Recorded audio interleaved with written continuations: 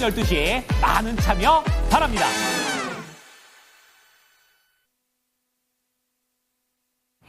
히토류야, 날 좀 바라봐. 나는 너를 매수했잖아.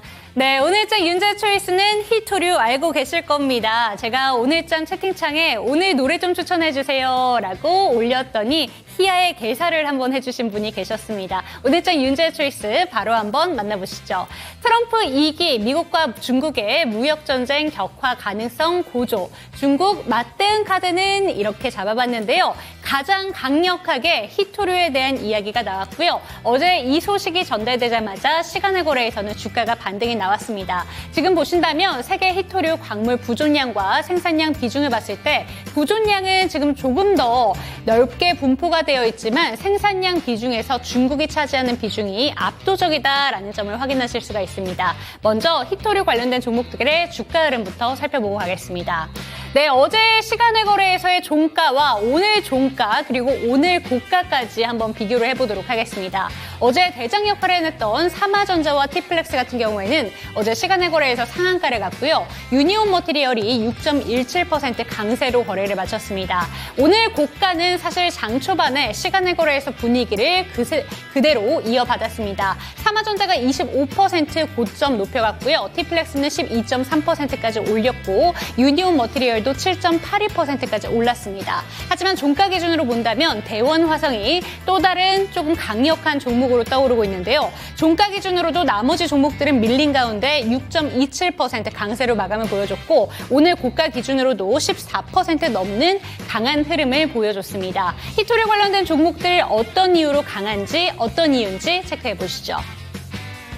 네, 많은 분들 알고 계실 겁니다. 다음 주에 중국의 추가 수출 규제안이 발표되기 때문에 이에 대해서 경계를 하고 있는 건데요. 오늘 좀 이벤트가 나오고 나서 이슈가 나오고 나서 주가 반응이 나왔지만 아직까지 밝혀진 바는 없기 때문에 한 번 더 체크해보자라는 의미로 오늘은 히토류 관련된 종목들을 들고 왔습니다. 그런데 여기에 대해서 중국단에서 트럼프 1기 때와는 다르게 강력한 대응을 할 것이다 라는 전망이 나오고 있는데요.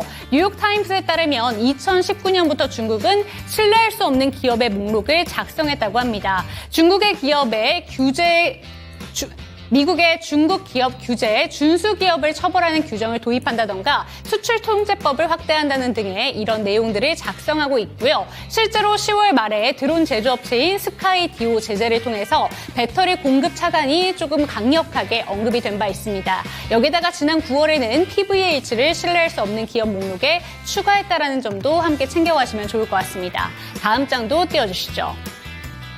네, 그런데 이제는 히토류와 리튬의 무기화 가능성까지 거론되고 있다 보니까 자원의 무기화에 대한 이야기들이 계속해서 언급이 되고 있습니다. 제일 첫 장에서 보여드린 것처럼 전 세계 히토류 생산량의 3분의 2 이상이 중국이 차지하고 있는데 그래도 이에 대해서 미국은 2017년도부터 의존도를 낮추기 위한 노력을 지속해 왔습니다. 2017년 당시에 15.4톤만을 생산해냈다면 현재는 43톤 이상을 좀 지금 만들어내고 있다라는 점을 살펴보시면 좋을 것 같은데요. 그런데 중요한 건 이 부분입니다. 히토류 금속 분리와 가공 기술을 중국이 독점적으로 갖고 있는데 심지어 히토류 금속의 90% 이상이고요. 중히토류 같은 경우에는 99.9% 거의 다 독점적으로 그 지위를 갖고 있습니다. 그런데 이에 대해서 그 기술을 수출 금지를 했기 때문에 히토류 관련된 종목들 수혜를 받을 수밖에 없다라는 내용들이 나오고 있습니다. 하지만 장 막판에는 대다수의 종목들이 탄력을 잃은 채 거래를 마쳤는데요.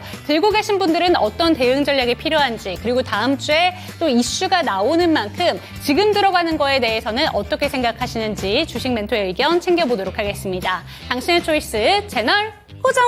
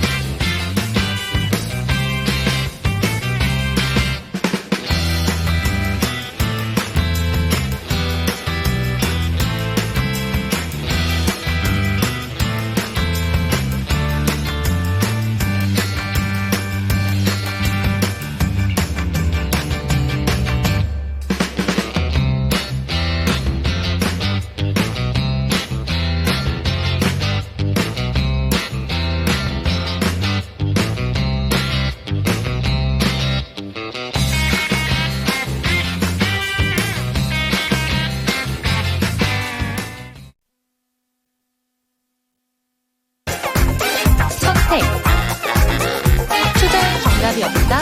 당신의 선택만 있다. 후회 없는 선택을 위한 당신의 초이스.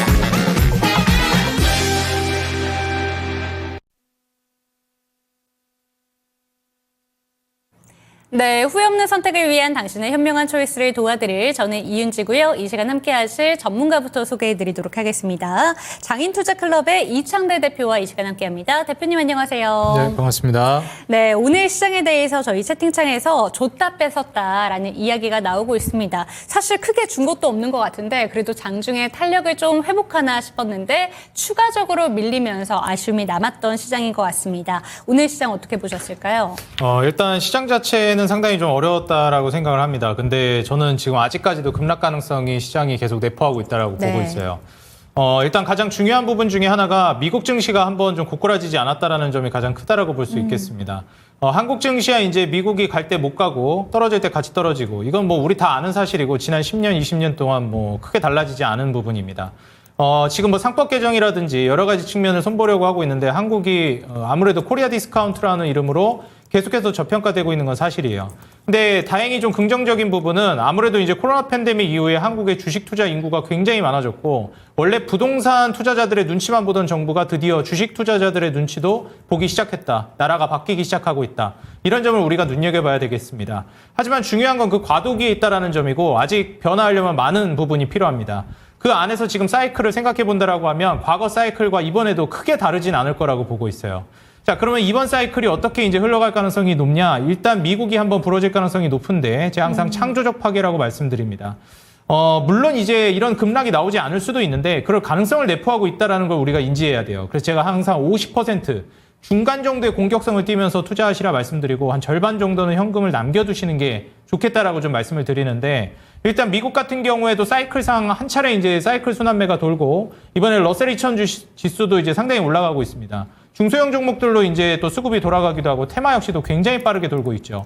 한국 같은 경우에도 제가 이제 1, 2, 3단계를 말씀드렸는데 반도체, 제약바이오 마지막 단계 이 중무장대 산업과 인프라, 경기 민감 업종으로 지금 넘어가고 있는 단계입니다. 그리고 금리 사이클을 봤을 때는 현재 기준금리 인하를 막 시작하고 있는 단계인데 기준금리를 막 시작하고 있는 단계에선 제가 불경기 모멘텀이 시장을 지배할 것이다 말씀드렸어요. 이번에 한국의 기준금리 인하가 연속 2연속으로 이제 나와줬는데 사실 시장은 IMF랑 서브프라임 모기지 이후 처음이다 이렇게 얘기하면서 IMF랑 서브프라임 모기지를 지금 생각하고 있습니다. 그럼 그런 급락이 나온다는 것인가? 얼마나 시장이 안 좋길래 2연속으로 금리 인하라는 거지? 네. 이런 생각을 하고 있단 말이죠. 자, 그럼 여기에서 우리가 이제 조심해서 나쁠 건 없다. 이 사이클상으로 급락이 아직 나온 적이 없고 엔캐리 트레이드 생각하시겠지만 그건 급락이라고 할 수 없습니다.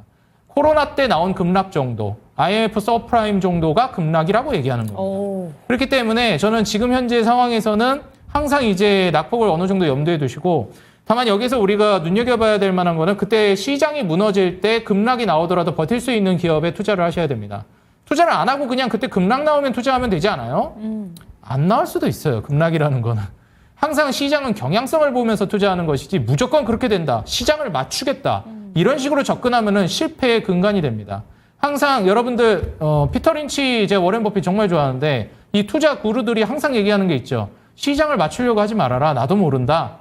여러분들이 워렌 버핏 피터 린치보다 위대하시다면 뭐 시장 예측 안 하셔도 뭐 시장 맞추려고 하시면 될 것 같습니다.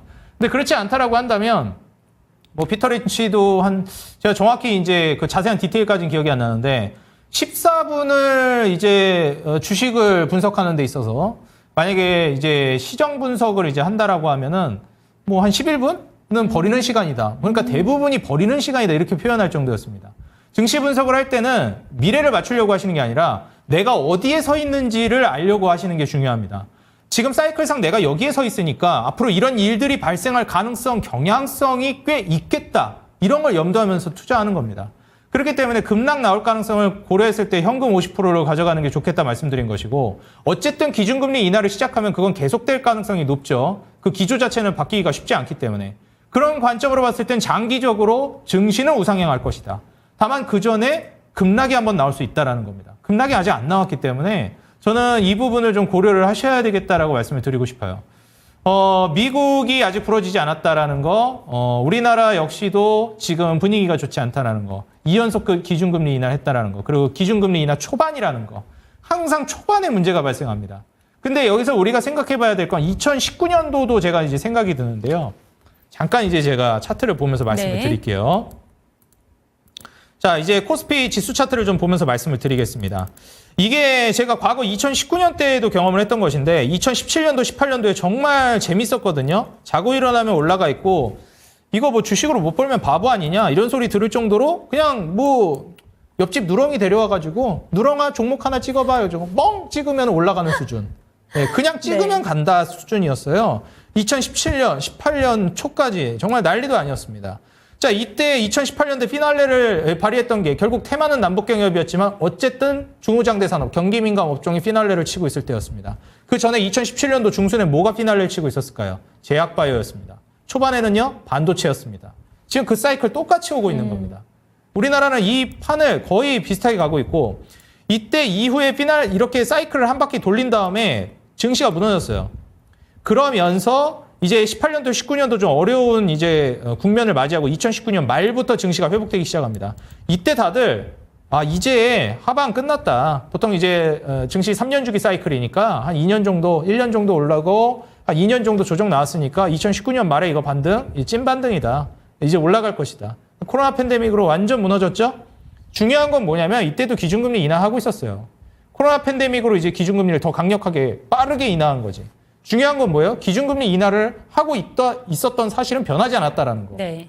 지금도 마찬가지예요. 올라가고 있는 거 같다가도 빠졌죠, 최근에. 어찌됐건 이런 급락, 이건 코로나로 특수한 거 아니냐? 글쎄요. 저는 뭐 크게 다르지 않다라고 생각합니다. 또 이건 이유는 갖다 붙이기 나름이거든요. 그래서 여기에서 이런 급락이 나올 가능성 이후에 이제 반등. 지금도 2021년 이후에 고금리로 나아가면서 증시가 크게 조정이 나왔습니다. 그리고 이제 본격적으로 추세 반등이 나오나 하다가 지금 이제 조정 나오고 있는 거거든요. 또 뭐 올라갈 수도 있겠죠. 중요한 건 여기서 이제 미국 자체가 한번 흔들리게 되면 이제 한국 같은 경우는 크게 흔들릴 수 있다. 그래서 이번에 이런 부분들을 좀 고려해 봤을 때 결국 급락할 가능성 그런 시나리오를 어디서 찾아볼 수 있겠느냐? 역시 마가 정책이라고 좀 볼 수 있을 것 같습니다. 이제 트럼프 2기 정부 들어서면은 제가 트럼프는 어떤 이제 기조로 갈 거라고 보고 있냐면 일단 기준금리 인하 기조는 바뀌지 않을 거야. 하지만 트럼프가 우려하고 있는 건 이거예요. 미국이 우려하고 있는 거라고 보는 게 맞을 것 같습니다. 미국이 우려하고 있는 건 미국은 패권국이에요. 전 세계 1등. 전 세계를 주무르는 국가입니다. 금융적 지위 1등이잖아요. 근데 이걸 뺏기는 걸 두려워합니다. 그렇기 때문에 과거 이제 일본이 그 미국의 금융지위 1등을 침범할 것 같으니까 뭐 플라자 합의니 뭐니 하면서 이제 한번 일본 어떻게 보면 굉장히 크게 무너졌고 그 다음에 중국이 위협하니까 관세로 지금 위협하고 미중 무역 전쟁으로 이제 아마 중국이 굉장히 힘들어질 겁니다. 이제 한국 같은 경우에는 아시아 4마리용이라는 평가를 받는 국가 중에 하나죠. 뭐 열강들에게 이제 어느 정도 지배를 받고 있다가 해방되면서 상당히 이제 고속 성장을 했던 국가들, 뭐 대만이라든지 홍콩이라든지 싱가포르, 한국. 근데 지금 대만, 싱가포르, 홍콩 GDP 다 합친 게 이제 한국이 더 큽니다. 지금 한국이 지금 현재 상황에서 봤을 때는 일본, 중국 다음으로 미국을 위협할 만한 그런 이제 성장을 기록할 수 있을 만한 그런 전 저력을 가지고 있다고 봐요. 이제 이번에 만약에 이제 그 금융시장, 주식시장 이제 상법 개정이라든지 여러 가지 측면에서 제도 개선이 되게 되면은 아마 이제 금융적 지위가 성숙화 단계에 들어서는 국가로 나올 것이라고 보고 있고 그렇다라고 봤을 때 과연 이제 미국이 나중에 이제 좀 눈여겨볼 만한 국가로 이제 한국을 점 찍을 가능성도 있다라고 봅니다. 중요한 건 뭐냐면 표적을 삼은 게 중국이라는 거예요. 그리고 미국이 우려하는 건 긴축을 할 때 한번 미국으로 돈이 몰려들었다가 완화를 하게 되면 이 유동성 측면에서 진행이 될 때 주변국들이 성장률이 더 빠릅니다. 원래 우량주가 수익률이 좀 더 낮잖아요. 그리고 이제 스몰캡들이 더 수익률이 폭발적이고. 근데 중요한 건 중국이 너무 빨리 성장한다는 거예요.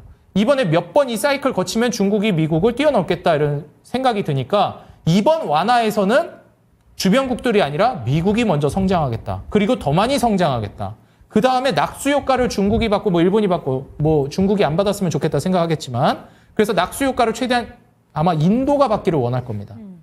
지금 미국이 딱 점 찍고 있죠, 인도를. 그래서 인도 시장이 굉장히 각광받고 있습니다. 중요한 것은 무엇이냐면 미국이 먼저 살아남겠다는 거예요. 그럼 그 과정 안에서 어떻게 될까요? 긴축 이래로 계속 도미노로 무너지고 있었어요, 주변국들. 우리나라는 그나마 지금 선진국이라서 좀 버티고 있는 거지 밑에 도미노로 계속 무너지고 있습니다. 이게 아마 선진국 반열까지 올 거예요, 이 도미노로 무너지는 게. 거기까지 무너지면 그때 아마 이제 트럼프가 낙수 효과를 보여주지 않을까 생각해서 그 과정 안에서 저는 이 마가 정책으로 인한 강달러 그리고 이제 미국 우선주의로 인한 급락이 한번 나왔다가 갈 가능성이 있다. 무조건 그렇게 된다라는 건 아니지만 경향성이 존재한다. 이걸 염두에 두시고 항상 50% 정도 현금을 확보하면서 익절할 수 있는 거는 좀 가져가시면서 하는 게 어떨까 말씀드립니다. 네, 현금은 50% 이상 챙겨보자라는 점 짚어주셨습니다. 지금 얘기해주신 부분 중에서 1월 달에 한 달 동안만 코스닥이 저점 기준으로 10% 넘게 밀렸고요. 종가 기준으로는 8% 넘게 밀렸습니다. 그리고 코스피 같은 경우에도 3% 넘는 내림세를 보여줬는데 12월 달에도 산타랠리에 대한 막연한 기대를 할 게 아니라 추가적인 급락도 더 나올 수 있다는 점 경계해 보시면 좋을 것 같습니다. 이렇게 시장 이야기는 풀어봤고요. 그럼 제 초이스 종목에 대한 이야기 한번 들어보도록 하겠습니다. 히토류 관련된 종목들 막판에 좀 힘을 잃어서 이걸 해도 될까라는 생각이 들었지만 다음 주에 이제 규제 리스트가 또 발표가 된다고 하니까 들고 계신 분들을 위해서라도 아직 이 종목에 대해서 관심을 가져보자라고 생각하시는 분들을 위해서라도 한번 다뤄보자라는 의미로 들고 와봤습니다. 히토류 관련된 종목들 주가 흐름 어떻게 보셨을까요? 히토류 같은 경우에는 뭐 말씀해 주셨듯이 이제 미중 무역 전쟁의 또 연장선상이잖아요. 그래서 지금 히토류 같은 경우에는 AI 반도체라든지 이런 이제 혁신 측면에 있어서 중국이 또 미국을 위협하지 못하게끔 어느 정도 장벽을 세우려고 하는 목적이라고 보여집니다. 여기에 있어서 이제 뭐 반도체 같은 경우에도 수출 규제가 이제 본격적으로 진행되죠. 사실 트럼프 2기 정부 들어서기 전에 바이든이 마지막으로 또 이제 중국에 타격을 날리는 것 같은데 여기에서 중요한 거는 이제 장비랑 AI 메모리 칩 분야에 이제 어떻게 보면 좀 집중적으로 규제가 진행이 될 걸로 예상이 됩니다. 결국 히토류를 대체할 수 있을 만한 부분, 뭐 페라이트 금속 분말 코어를 제조하는 삼화전자 같은 종목들 오늘 또 이제 많이 움직임이 나왔고 히토류 관련된 수혜를 볼 수 있을 만한 종목들이 다소 좀 올라가는 모습을 보여줬어요. 결국 이제 미중 무역 전쟁의 연장선상으로 이제 움직이는 것인데 저는 이런 이제 투자처, 테마나 이제 이슈로 움직이는 종목들 같은 경우에는 좀 소액으로 접근해 보시는 게 어떨까 말씀드리고 저는 이것보다도 지금 시장의 큰 패러다임상으로 돈이 강력하게 들어오는 섹터는 따로 있다라고 보여져요. 그래서 그런 쪽으로 좀 집중해 보시는 게 어떨까. 기준금리 인하 수혜주를 여러분들이 좀 보시되 급락을 염두에 두고 차근차근 모아간다면 아마 이번 혼란스러운 정말 대격변의 시기라고 저는 보고 있거든요. 큰 돈 벌 수 있는 시기가 지금 다가왔다 말씀드리고 싶습니다. 네, 좋습니다. 지금 그동안 손실 보신 분들 많으실 것 같은데 큰 돈을 벌 수 있는 그런 만회할 수 있는 기회가 좀 찾아오고 있다고 하니까요. 조금씩 모아가는 전략을 챙겨보자라는 점 짚어주셨습니다. 혹시라도 오늘 좀 종가 기준으로 많이 변화가 좀 포착이 된 것 같은데 히토류 관련된 종목 중에서 이 종목만큼은 지켜보자라고 볼 만한 종목이 있을까요? 일단 방금 전에 말씀드렸던 삼화전자 좀 눈여겨보기는 했거든요. 그래서 삼화전자 같은 경우에는 오늘 이제 차트를 보면서 같이 좀 설명을 드리겠습니다. 삼화전자가 이번에 과연 이제 얼마나 올라갈 것인가 뭐 이런 생각도 좀 들기는 하는데 거래량이 이제 고점 대비해서 많이 무너진 상황에서 터지기 시작했어요. 일봉상 200선 저항을 맞으면서 윗꼬리 달고 무너졌는데 이게 만약에 또 이슈가 되면은 추가적인 상승이 나올 가능성은 있다고 봅니다. 뭐 다만 앞서 말씀드렸듯이 이 부분에 있어서는 좀 주의를 하시는 게 필요할 것 같다. 아무래도 급등락을 반복할 가능성이 크고 그리고 변동성 자체가 큰 섹터와 종목이기 때문에 소액으로만 접근해 보시고 만약에 접근해 보고 싶다라고 하면 이렇게 윗꼬리 달고 무너진 이후에 재반등하는 시점을 좀 보시는 게 좋을 것 같습니다. 네, 좋습니다. 삼화전자를 대장 종목으로 짚어주신 만큼 참고가 되셨으면 좋겠습니다. 그럼 이쯤에서 제 초이스는 마무리를 해보도록 하겠고요. 대표님의 초이스 두 가지 종목 화면을 통해서 만나보도록 하겠습니다. 네, 삼성바이오로직스와 네이버 들고 오셨습니다. 사실 이 시간에 대표님과 함께 바이오 종목들에 대한 이야기는 참 많이 했는데 오늘 같은 경우에는 네이버나 카카오가 참 많이 반등을 보여줘서 이쪽으로도 초이스하셨을 가능성이 있겠다라는 생각이 듭니다. 어떤 종목일까요? 제가 항상 이제 둘 다 괜찮은 걸 들고 오잖아요. 근데 이제 좀 우선순위라든지 타이밍상 조금 더 지금 더 나을 것 같은 거를 말씀드리는 편인데 둘 다 타점도 나쁘진 않아요. 그런데 이제 제가 우려하고 있는 부분은 아까도 말씀드렸듯이 급락 부분도 있긴 하고요. 추세가 네이버가 최근에 좀 많이 들어오고 있다라고 보여줘서 네이버를 선정을 했습니다. 좋습니다. 오늘장 초이스 종목으로는 네이버 짚어주셨고요. 그럼 비초이스 종목이지만 여전히 좋은 종목이다라고 이야기를 해주셨고 타점도 괜찮다라고 얘기해 주셨는데 삼성바이오로직스 한번 챙겨보도록 하겠습니다. 사실 금리 인하 소식이 좀 나오고 나서 제일 먼저 반응을 했던 게 바이오였어요. 근데 오늘 어제의 상승분을 다 반납하는 모습입니다. 이 종목 어떻게 보는 게 좋을까요? 일단 삼성바이오로직스 같은 경우에는 우리나라 이제 제약바이오의 근간이라고 볼 수 있겠죠. 최근에 이제 새롭게 차기 대장주로 올라온 혁신을 네. 주도한 섹터라고 볼 수 있는 뭐 알테오젠, 리가캠, ABL, 뭐 유한양행, 각종 이제 플랫폼 기업이라든지 혁신 신약 관련된 종목들이 대장주로 3대장 개념으로 올라오긴 했는데 사실 전통 이제 지표 종목 역할을 하는 종목들은 삼성바이오로직스와 셀트리온입니다. 근데 이제 중요한 건 트럼프 2기 정부 들어서면서 이제 바이든 정권의 약가 인하 정책을 살짝 좀 비꼬기도 하면서 그렇게 반시장적으로 가서는 안 된다. 자유로운 경쟁을 통해서 약가 인하를 유도해야 한다. 이렇게 얘기를 하고 있죠. 그러면서 바이오시밀러의 육성, 이제 FDA 관련해서도 손볼 가능성이 높아지고 있습니다. 자, 이렇게 되면 우리나라에서 이제 바이오시밀러로 유명한 기업이 2개 정도 있죠. 삼성바이오 에피스와 그다음에 셀트리온입니다. 삼성바이오 에피스 같은 경우는 삼성바이오로직스의 100% 자회사이기 때문에 사실 삼성바이오로직스를 본다라고 했을 때 CDMO뿐만 아니라 우리가 트럼프 정부 2기 들어서는 이 약가 인하 수혜로 바이오시밀러 수혜도 볼 수 있겠다라고 염두에 볼 수 있겠어요. 일단 이것뿐만 아니라 미국에서 생물보안법 이슈, 중국을 견제하기 위한 게 바이든 때는 반도체에서 뭐 주도적으로 때렸다면 이제 트럼프 정권 들어서면서 아마 이번에는 제약바이오까지 확산될 가능성이 높습니다. 그래서 이미 우시 그룹에다가 갈 물량들이 다른 이제 기업들로 계속해서 나가고 있죠. 지금 미 생물보안법이 아직 좀 많이 남았다 이렇게 보시는 분들이 있는데 그게 그렇지 않아요. 생물보안법이라는 게 본격적으로 시행되기 이전에 이게 시행될 거라는 게 이미 민주당이나 공화당에서 다 찬성하고 있는 법안이라서 뭐 사실 미중무역 전쟁도 뭐 민주당 들어서서 안 할 것 같다 생각했는데 더 세게 때렸잖아요. 지금 바이든 정부 들어서면서.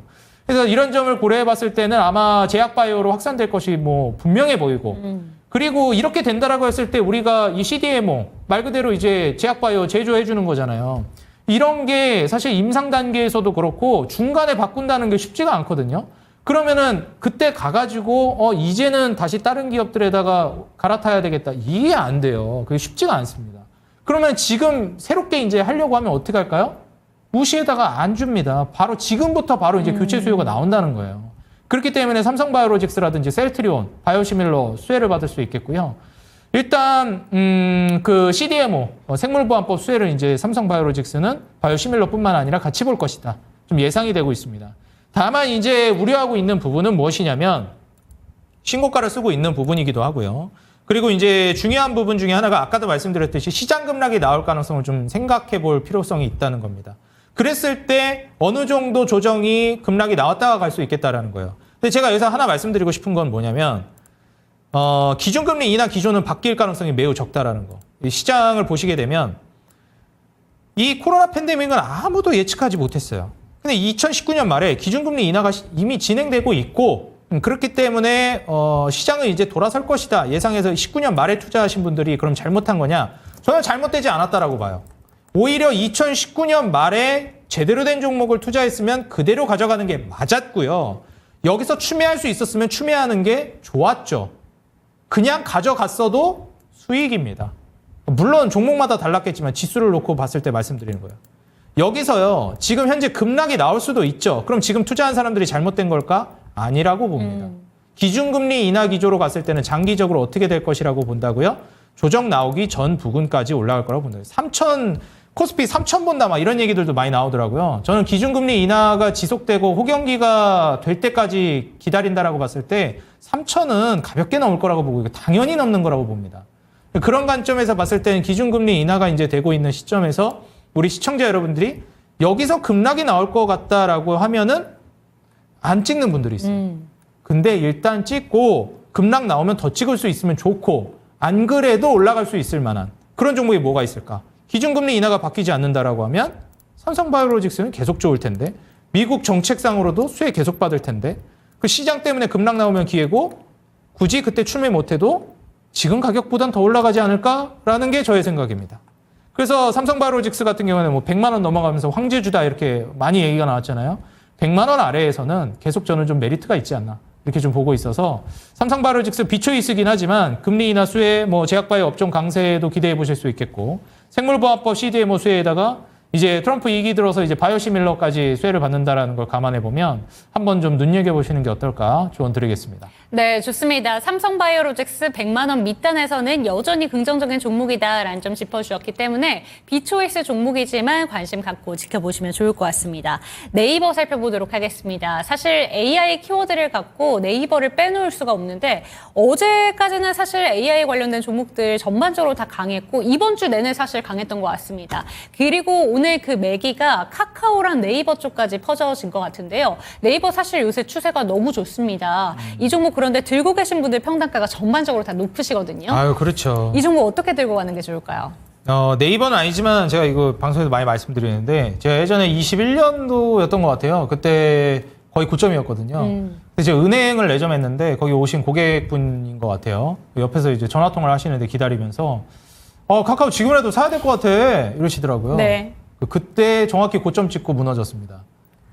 그래가지고 이게 여기저기서 카카오 사야 된다, 네이버 사야 된다 얘기를 네. 전 국민이 그러고 있을 때였어요. 마치 무슨 느낌이라고 해야 될까? 지금 전 국민이 미국 주식 해야 된다라고 하는 그렇죠. 이런 분위기가 네이버, 카카오, 삼성전자까지 퍼지고 있었습니다. 거의 고점 신호거든요. 이 칵테일 이론이랑 비슷하죠. 칵테일 파티 갔더니 이제 주식 투자 전문가다 이제 얘기하면은 아무도 관심 안 가질 때가 주식 사야 될 때. 네. 근데 칵테일 파티 갔더니 거기서 주식 전문가라고 하면 오히려 주식 전문가한테 주식을 추천해 준다. 그러면은 그때가 고점이다. 네. 일반 사람이. 그 정도예요. 이제 그때는 야, 지금이라도 네이버 사야 돼, 카카오 사야 돼, 삼전 사야 돼. 일반인들이 추천하고 다닐 때였어요. 그게 고점이었죠. 지금 회복 못하죠. 지금 힘들죠. 근데 일단 중요한 건 그게 아니라고 생각합니다. 지금 그래서 네이버, 카카오 얼마 어떻게 될 것이냐. 전 네이버, 카카오 다 올라갈 거라고 보고 있어요. 근데 중요한 거는 우리가 이거는 기업의 급을 나누는 게 아니라는 걸 다시 한번 말씀드립니다. 네. 저는 카카오 좋아합니다. 그렇지만 주식에 있어서 급은 나누셔야 됩니다. 삼성전자, SK하이닉스 지금 누가 윗급입니까? SK하이닉스죠. 이거 뭐 부정할 수 없는 거잖아요. 이거 뭐 좋게 말하는 게 아니잖아요. 냉정한 거니까. 패권 뺏겼잖아요. 그럼 네이버랑 카카오에서 누가 윗급일까요? 전 네이버라고 봅니다. 카카오는 기업이 나쁘다 뭐 이런 걸 떠나서 주주들에게 조금 신뢰도가 살짝 떨어졌어요. 그쵸. 분할을 너무 많이 해서. 네. 그래서 카카오가 나쁘다기보단 플랫폼 쌍두마차인 건 여전해요. 카카오라는 기업 여전히 강력합니다. 그런 관점에서 봤을 때 심지어 제가 2017년도 16년 말에 코스닥에 있던 시절이었거든요. 카카오가 코스닥의 삼성전자다 이렇게 얘기하고 다녔어요. 반드시 이거 강력하게 보셔야 네. 된다. 근데 코스피 이전 상장하고 정말 신나게 날아갔습니다. 근데 그 이후로 분할을 너무 많이 했어요. 그땐 카카오 하나였는데. 그쵸. 그래서 만약에 그때 그대로였으면 저는 카카오를 더 높게 쳤을 것 같아요. 네이버보다. 근데 어찌됐건 지금 뭐 이미 엎질러진 물이고 네이버는 분할 이슈가 좀 없었죠. 그래서 지금 현재 네이버 같은 경우에는 중요한 게 사실 카카오보다도 먼저 검색 광고 기반으로 해서 상당히 많이 성장을 했죠. 이 네이버를 평가할 때 제가 항상 말씀드리는 게 뭐 카카오는 코스닥의 삼성전자다 얘기했지만 네이버는 한국의 구글이다라고 제가 표현하겠습니다. 그래서 우리가 이제 AI라는 모멘텀을 봤을 때는 하드웨어에서 소프트웨어로 가는 게 일반적인 순서예요. 로봇도 똑같을 겁니다. 하드웨어가 먼저 가고 그 다음 소프트웨어가 갈 거예요. 그러니까 로봇 찍으려고 하시는 분들 소프트웨어 지금부터 보시는 건 좀 빨라요. 하드웨어부터 보세요. 그 다음에 AI도 어땠죠? AI 반도체가 23년 말에서 24년 상반기까지 먼저 갔죠. 그 다음 AI 모멘텀 사이클상 지금 소프트웨어 쪽이에요. 그럼 지금 삼성전자, SK하이닉스, HBM, AI 반도체라고 하면서 그걸 찍고 있는 게 지금 순서상 맞냐? 사이클상 좀 지났다는 거예요. 지금 찍는 건 다음 사이클을 기대하는 게 맞는 거고. 그럼 소프트웨어 단에서 우리나라 1등을 꼽아봐라 하면 뭐 대장주라고 보면 가장 많이 올라가는 뭐 이스트소프트 보시고 계실 텐데 지표 종목 역할을 할 수 있고 대표적으로 정말 국민 주식으로 볼 수 있을 만한 거는 네이버라고 보는 겁니다. AI 소프트웨어에 있어서. 그리고 AI에 있어서 수익화 모델을 어떻게 가져갈 것이냐가 제일 중요하거든요. 근데 이 네이버 같은 경우에 AI 소프트웨어 대장주로 보고 있는 이유가 뭐냐면 이미 AI 소프트웨어의 수익화 모델을 가져갈 준비가 다 되어 있습니다. 일단 검색, 쇼핑, 광고, 플레이스, AI 접목시키면 돈이 따박따박 들어올 만한 모멘텀이 지금 다 구축이 되어 있어요. 그래서 그런 관점으로 봤을 때 구글의 모회사 이제 알파벳이 진행하는 AI 수익화 모델을 아주 탄탄하게 구축해 나갈 가능성이 높다는 겁니다. 그걸 외국인도 알고 기관도 알고 있어요. 그래서 외국인 기관 동반 매수세 부동의 1등이 지난주에도 1등이었던 것 같은데 왜 이 네이버는 지난주에도 1등이었어요. 외국인 매수세는. 이번 주도 1등이더라고요. 제가 오기 전에 봤어요. 2주 연속 네이버가 외국인 순매수 1등입니다. 그리고 기관 동반 순매수도 네이버가 1등이에요. 이번 주. 그러니까 네이버가 시장에서 지금 네이버밖에 안 보고 있는 거예요. 그나마 살아남을 게 이거밖에 없다 보는 거죠. 그러면 카카오는 안 올라갈 것이냐? 카카오도 올라간다고 봐요. 왜냐면 아까도 말씀드렸죠. 큰 틀에서 봤을 때 사이클상 하드웨어에서 소프트웨어로 가는 거예요. 네. 그리고 카카오도 잘해요, 이거. 얼마나 잘합니까? 분할은 뭐 아무나 합니까? 잘 나가니까 분할하는 거예요. 물론 이제 좀 신뢰는 잃었을지 몰라도 잘 나가니까 분할도 하는 거예요. 못 나가면 분할 꿈도 못 꿉니다. 네. 카카오는 좋은 기업인 건 맞다. 기업을 놓고 봤을 때. 주식으로 봤을 때 좀 경쟁력이 떨어졌을 뿐. 그래서 이제 네이버가 주가 봐도 딱 답 나오죠? 탄력도가 다르잖아요. 보세요. 올라가는 거. 에게? 다르잖아요. 그죠? 일봉으로 볼까요? 네이버, 카카오. 이거 삼성전자, SK하이닉스도 똑같아요. 네. 주식하실 때 이거 아셔야 돼요. 대장주 찍어야 되는 게 이래서 그래요. 삼성전자 1등 뺏기면 이렇게 되는 겁니다. 왜냐면 1등을 뺏겼는데 프리미엄을 왜 줘? 프리미엄 안 주니까 PBR 1.0까지 떨어졌잖아요. 1.0이 이제 저평가 그 경계선이니까. 네. 그리고 딱 1.0 찍고 반등 나온 거예요. 지금 여기 급락 여기 딱 5만 전자 깨지고 PBR 1.0 깨졌다 얘기 나올 때 반등 나온 거예요. 삼성전자 프리미엄을 이제 다 빼버린 거죠. SK하이닉스는요? 이제 프리미엄을 주는 거예요. 그러니까 근데 SK하이닉스는 그럼 왜 빠져요? 아까 말씀드렸듯이 하드웨어에서 소프트웨어로 수급이 이동한다니까요. 그러니까 AI를 투자하려고 하는 사람들이 더 이상 HBM에 머물러 있지 않다고요. 소프트웨어로 가고 있다고요. 그러니까 SK하이닉스는 이때 찍었어야 되는 거예요. 이때 SK하이닉스 너무 많이 갔으니까 3전 찍을래. 아니에요. 그래도 SK하이닉스 찍으셨었어야 돼요. 그래 지금은 이제 사이클 지나가고 지금은 하드웨어는 생각하지 마시고 다음 사이클을 보셔야 되고 지금 찍는다 생각하면 지금은 이제 AI 모멘텀을 볼 거면 소프트웨어 네이버를 보셔야 돼요. 네이버 혹은 카카오. 그중에서도 카카오가 들어갔으니까 카카오 찍는 게 좋지 않을까? 아닙니다. 똑같습니다. 네이버가 가도 더 갈 거고 지지받아도 덜 떨어질 거예요. 떨어질 때 카카오는 더 많이 떨어질 거고 좀 그렇게 보고 있습니다.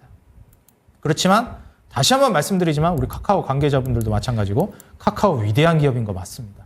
주식에서 조금 신뢰를 잃었을 뿐 저는 그렇게 보고 있다는 점. 그래서 네이버를 좀 주목해 보시는 게 어떨까 말씀드리면서 오늘의 초이스는 시장이 선택한 주식 네이버를 가지고 나왔습니다. 네, 좋습니다. 2주 연속 외국인 순매수 1위 종목이라고 합니다. 오늘 코스피 시장에서만 7천억 원이 넘는 순매도를 보여줬던 외국인이었는데 그런 외국인이 택한 종목이 네이버다라는 점 참고해 주셨으면 좋겠고요. 네이버가 오르면 카카오도 함께 오르지만 1등 종목을 택해라라는 점 조언까지 챙겨가시기 바랍니다. 오늘장 초이스는 네이버 살펴봤습니다.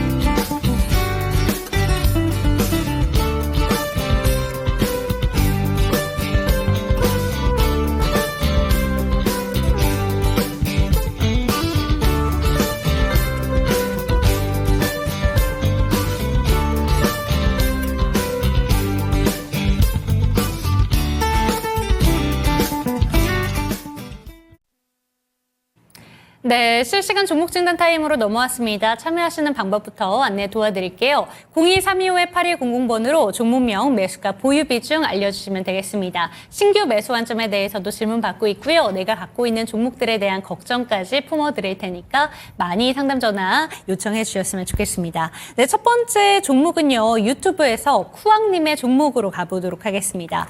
코오롱 티슈진이고요. 24,000원에 비중이 90%입니다. 5년째 보유를 하셨다고 하는데 이 종목이 지금 그래도 오늘 한 5거래일째 계속해서 빨간불을 켜면서 17,000원대까지는 올라와 있습니다. 그래도 24,000원까지는 꽤나 멀어 보이는데요. 최근에 그래도 긍정적인 이슈 한 가지가 들려온 게 코오롱 명예회장이 1심에서 무죄 판결을 받았다라는 소식이 반응을 좀 더 세게 보여줘야 되는 거 아닌가라는 생각은 듭니다. 어떻게 보실까요?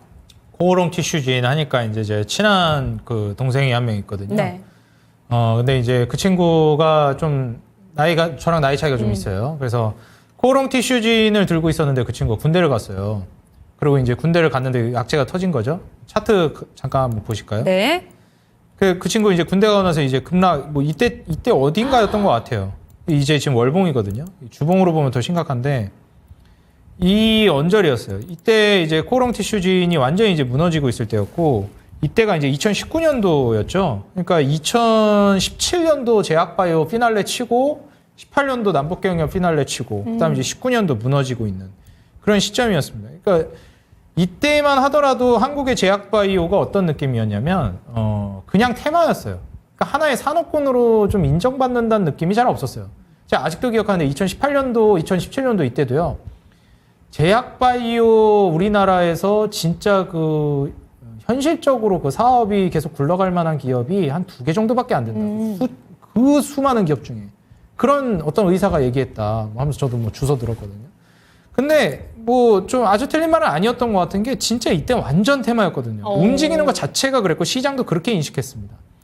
근데 이게 많이 좀 달라진 게 이번에 코로나 팬데믹 이후에 많이 달라졌어요. 그때 이제 달라졌던 부분 중에 하나가 일단 플랫폼 혁신 기업이 나오기 시작했고 원래 제약바이오 같은 경우에도 우리나라가 이제 R&D라든지 이 마진율이 높기 때문에 차세대 먹거리로 삼은 건데 중요한 게 일단 코로나 팬데믹 이후에 반도체의 수장이라고 할 수 있을 만한 쌍두마차 뭐 패권 뺏겼다 해도 삼성전자, SK하이닉스가 여전히 투톱이잖아요.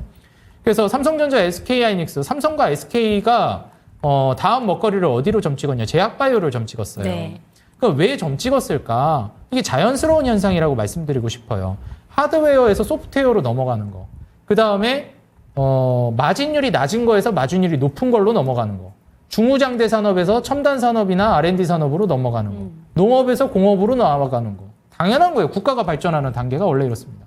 뭐 애플도 여러분들 핸드폰 뭐 애플이 만듭니까? 폭스콘이 만들잖아요. 대만에서. 그 애플은 소프트웨어로 돈 버는 겁니다. 마진율이 어마무시하죠. 그러니까 이런 사업 구조로 나가려고 한다는 거예요. 국가가 성장하려고 그러고 기업이 성장하려고 그러면. 근데 이제 그 이전에는 제약바이오가 성숙하지 못했기 때문에 먼저 움직였던 게 제조단부터 시작한 거예요. 그래서 CDMO가 먼저 시작해서 삼바가 먼저 친 거고 그 다음에 바이오시밀러가 이제 특허 끝난 것들 또 제조해가지고 팔아야지 해서 셀트리온, 바이오시밀러가 또 그 다음 문을 연 겁니다.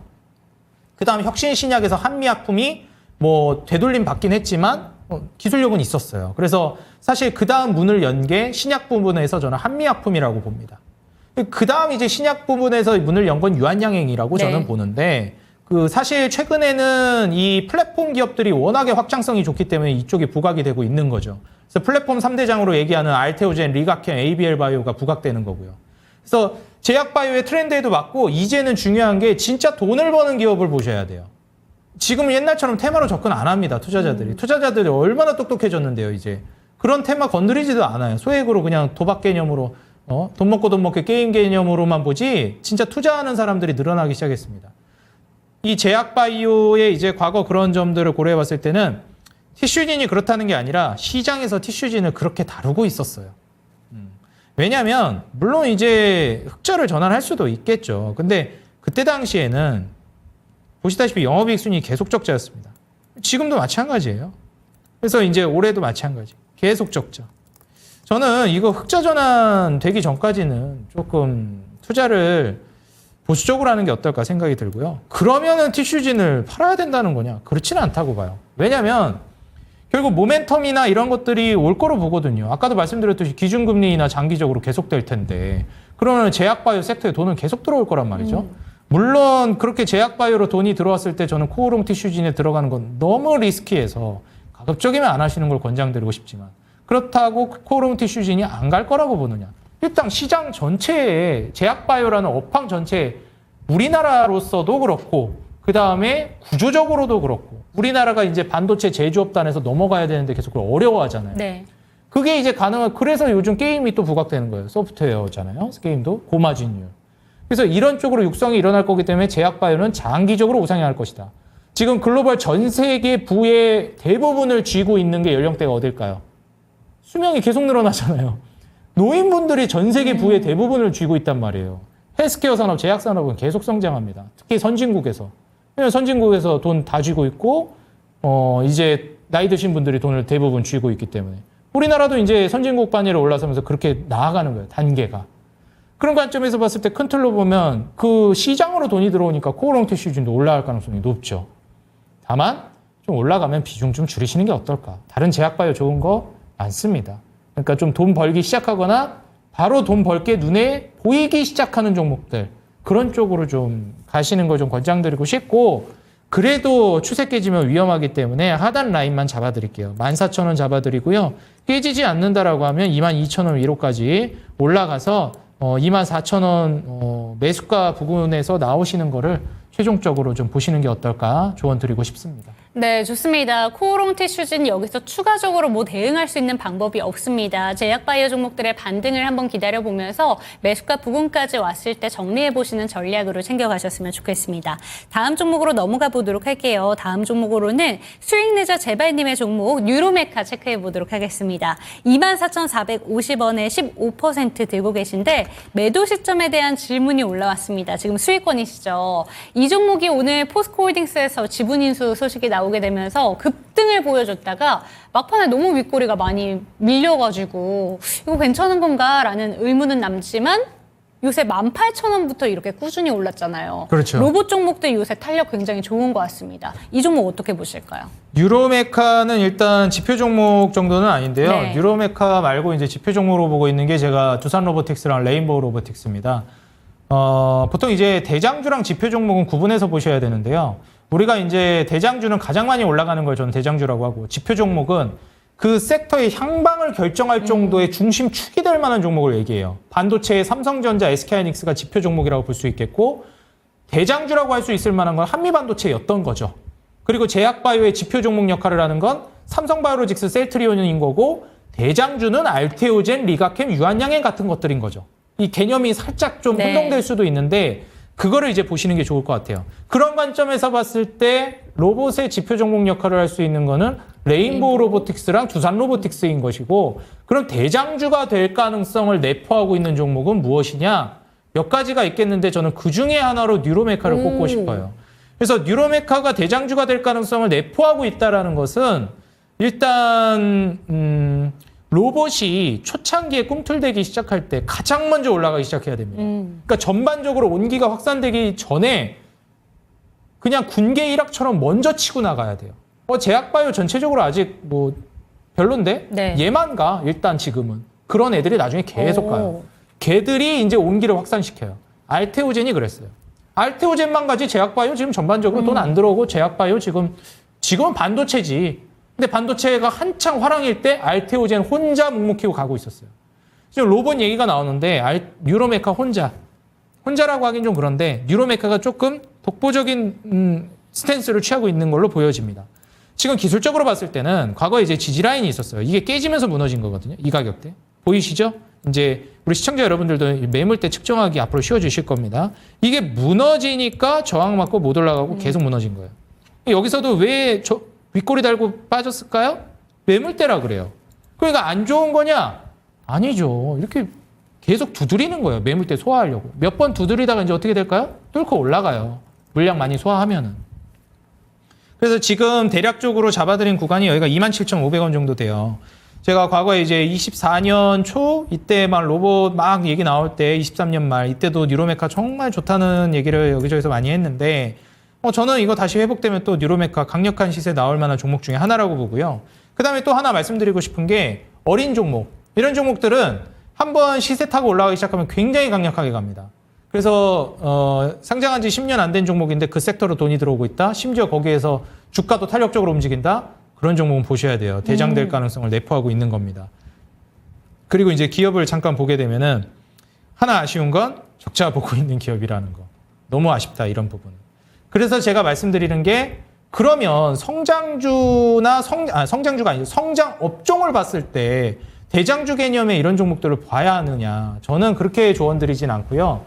이런 종목은 소액으로 접근하고 말 그대로 조미료 같이 첨가를 하시는 걸 권장드리고 싶고 메인 DC 같은 경우에는 지표 종목에 조금 더 들어가는 게 좋다라고 봐요. 왜냐하면 대장주는 수익률로 승부 보는 거기 때문에 금액을 너무 크게 들어가지 마세요. 수익률로 승부 본다는 건 리스크도 크다는 거예요. 알테오젠도 그만큼 리스크를 감내했으니까 저런 폭발력이 나오는 거예요. 그리고 이제 삼성바이오로직스나 셀트리온 혹은 뭐 한미약품 아니면은 뭐 그런 쪽이 조금 더 비중이 들어가시는 게 맞는 겁니다. SK바이오팜 이런 쪽에. 그런 측면에서 봤을 때는 로봇에 내가 투자하고 싶다 하시면은 두산로보틱스나 레인보우 로보틱스에 조금 더 비중이 상대적으로 많이 들어가 있고 상대적으로 뉴로메카에는 조금 들어가는 게 저는 포트폴리오 구축에 훨씬 더 유리하다라고 봅니다. 안정성이나 밸런스가 좋다고 봐요. 유리하다, 안정성이 있다라기보다는 밸런스가 좋다 이렇게 표현하고 싶습니다. 그러니까 뉴로메카는 수익률로 승부 보세요. 그러니까 뉴로메카 같은 거를 또 찔끔 수익 보고 나오지 마세요. 막 100%, 200% 보세요, 이런 거는. 그리고 조금만 들어가시고 수익률로 승부 보시고 그리고 레인보우 로보틱스나 두산 로보틱스는 조금 상대적으로 많이 들어가되 너무 욕심내지 않는 선에서 애초에 움직임도 그렇게 안 나올 거니까 이런 식으로 밸런스를 좀 맞춰서 로봇이라는 카테고리 포트폴리오를 구축하면 건강한 밸런스 좋은 포트폴리오가 될 거고 이건 로봇만 보는 게 아니라 다른 섹터 포트폴리오 구축하실 때도 이렇게 밸런스를 조절하시는 게 아마 매매하실 때 훨씬 더 속 편하고 주식하실 때 좋으실 겁니다. 네, 좋습니다. 뉴로메카 설명까지 들어봤고요. 마지막 종목만 한 가지 더 여쭤보도록 하겠습니다. 권민정님의 종목이고요. 한국항공우주 살펴보도록 할 텐데 59,594원 7%입니다. 오늘 종가 기준으로 봤을 때 살짝 불안합니다. 이 종목이 6만 원대까지는 그래도 좀 버텨주나 싶었는데 6만 원을 결국에 깨트리면서 58,000원 수준으로 내려갔습니다. 손절가가 필요한 건지 질문을 주셨는데 7만 원 부근부터 지금 58,000원까지 내려왔거든요. 어떻게 보실까요? 한국항공우주 같은 경우에도 제가 이제 초이스로 들고 나왔던 종목인데 지금 시원하게 계속 올라가지 못해가지고 살짝 좀 아쉽습니다. 일단 이 한국항공우주뿐만이 아니라 방산 섹터들이 전반적으로 조정이 나오고 있는 이유 중에 하나는 제가 말씀드렸듯이 트럼프 정권으로 가면서 평화가 찾아올 것이다. 절대적인 강자가 너무 온건적인 스탠스를 취하면 안 된다. 평화를 가져오려면. 이렇게 말씀을 드렸는데 그런 관점에서 봤을 때 이제 트럼프가 오기 시작하고 중동도 실제로 이제 평화 무드로 돌아서기 시작했죠. 러우 전쟁도 이제 재건 얘기가 나오고 있고 막바지에 좀 뭐 토닥토닥은 있었지만 영토를 막판까지 좀 확장하려고 그런 거야 있었지만 뭐 결국 평화가 올 거라고 보고 있습니다. 그런 관점에서 이제 방산 모멘텀이 좀 약해졌다라고 보시면 될 것 같아요. 그러면 방산이 앞으로도 계속 안 좋느냐? 이거는 좀 생각해 봐야 될 만한 부분이 있다라고 보는 게 뭐냐면 일단 트럼프는 전 세계 경찰 역할을 하지 않겠다. 자주국방을 강조했기 때문에 방위비 부담은 앞으로도 트럼프 정부에서도 계속 늘어날 것 같아요. 그리고 한국항공우주 같은 경우에는 방산뿐만 아니라 항공우주 분야까지도 있기 때문에 이런 측면을 고려해 봤을 때는 트럼프 정권 이후에도 수급이 어느 정도 들어올 가능성이 있다라고 보고 있습니다. 다만 제가 대장주로 말씀드렸던 이제 하나에어로스페이스라든지 그 다음에 LIG 넥스원이라든지 현대로템 이런 것들을 제가 강조드리지 않았던 이유는 뭐냐면 너무 많이 올랐기 때문이에요. 그렇기 때문에 위험하다라고 말씀을 드렸던 겁니다. 근데 이제 제가 말씀드리는 이런 한국항공우주나 하나시스템 같은 경우, 특히 한국항공우주 같은 경우에는 비교적 안 올라갔고 충분히 이 지지라인을 받칠 가능성이 저는 어느 정도 있다라고 봐요.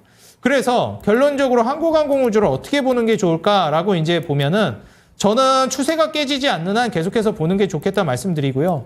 그 추세라는 거는 결국 이제 상단 매물대 부근에서 이제 지지라인을 구축해주고 지지해주느냐 아니면 깨지느냐라고 보고 있습니다. 사실 지금 이제 주봉상으로 제가 보여드리고 있는데 주봉상 10선, 이게 일봉상 50선이거든요. 여기를 이제 종가상으로 깨게 되면 물량을 좀 줄이시라 말씀드리겠습니다. 종가상 깨지 않으면 그대로 가져가셔가지고 추가적인 상승까지 노려보시고 항상 보이는 걸 믿어야 된다라고 말씀드리죠. 아무리 제가 이거 괜찮다라고 말씀드렸어도 상황은 변할 수 있고 추세가 깨지면 물량 일정 정도는 손절하시는 게 좋겠어요. 그래서 이렇게 제가 지지라인 잡아드렸으니까 종가상 이탈하는지 꼭 확인하시면서 대응하시면 좋겠다 말씀드립니다. 네, 좋습니다. 손절가 잡아야 될지 질문을 주셨는데 지지라인 잘 그어주셨으니까 참고가 되셨으면 좋겠고요. 이렇게 종목 상담을 나눠봤습니다. 종목에 대한 상승과 하락은 보장하지 않는다는 점 기억해 주셨으면 좋겠고 11월장이 벌써 마무리가 됐습니다. 이제 2024년도 한 달밖에 남지 않았는데 다음 주 전략에 대해서 한번 여쭤보도록 하겠습니다. 다음 주에는 어떤 부분에 집중해 보는 게 좋을까요? 일단 다음 주뿐만 아니라 앞으로 우리가 주목해 봐야 될 만한 부분은요. 한국은행이 기준금리를 깜짝 인하했다라는 네. 거. 깜짝이라는 게 뭘까요? 그리고 2년 연속 인하했다라는 거. IMF랑 서브프라임 모기지 이후 처음이라는 거. 이게 의미하는 게 뭘까? 그만큼 시장을 안 좋게 보고 있다. 불경기가 아마 시장이라든지 여론이라든지 분위기를 다 잠식할 겁니다. 그때 아마 증시가 굉장히 어려워질 거고 때론 급락이 나올 수도 있습니다. 근데 중요한 건 기준금리 인하 기조는 바뀌지 않을 거라는 것이고 이건 호경기가 될 때까지 우리가 돈이 넘치는 것 같다라고 느낄 때까지 지속될 겁니다. 그렇다라는 건 주식시장으로 돈은 장기적으로 봤을 때 끊임없이 밀려 들어올 거예요. 지금 당장은 어떨지 몰라도. 그런 관점으로 장기적인 낙관론을 유지하시되 단기적인 급락을 염두에 두시고 50%의 현금을 유지하시는 게 좋겠다. 한국 증시에서 이제 자금 이탈이 단기간에 혹은 일정 정도 급락 정도로나 아니면 빠르게나 나올 수 있다. 지금 한국은행에서 기준금리 인하를 했기 때문에 만약에 미국이 이번에 12월에 동결을 해버리게 되면 자금 이탈 더 빨리 진행될 수도 있습니다. 지금 기준금리 격차가 좁혀지려다가 말았잖아요. 이런 측면을 좀 고려해 보시고 그럼에도 불구하고 우리가 장기적인 안목을 가지고 간다라고 했을 때 지금부터 차곡차곡 급락이 나올 걸 염두해야 하지만 절반 정도 발을 담가야 될 만한 건 어디일까? 금리 인하 수혜주입니다. 그런 쪽에다가 여러분들이 좀 포커스를 맞춰서 긴 호흡으로 급락을 염두에 둔 투자를 이어나가시면 좋겠다 말씀드리겠습니다. 네, 좋습니다. 저희 채팅창에 다음 주 전략도 깔끔하게 이렇게 얘기해 주시고 계십니다. 참고가 되셨으면 좋겠고요. 종목에 대해서 다양한 이야기 챙겨봤습니다. 오늘도 대표님의 이야기들 반드시 한번 기억해 보시고 그리고 저희 마감하기 전에 저희 이벤트 하나 소개해 드리도록 하겠습니다. 7,000 통통 코인을 드리고 있는 이벤트 안내 도와드릴 텐데요. 저희가 채팅창에 링크 하나 올려드리도록 하겠습니다. 링크 클릭하시고 들어가셔서 회원가입하시고 나서 로그인하신 후에 마이 페이지에서 고유번호 그대로 복사해 주시고요. 채팅창에 올려주시면 7,000 통통 코인 드리니까요. 어려운 시장 속에서 이런 이벤트 누려보셨으면 좋겠습니다. 인사드리겠습니다. 시청해 주신 여러분 고맙습니다.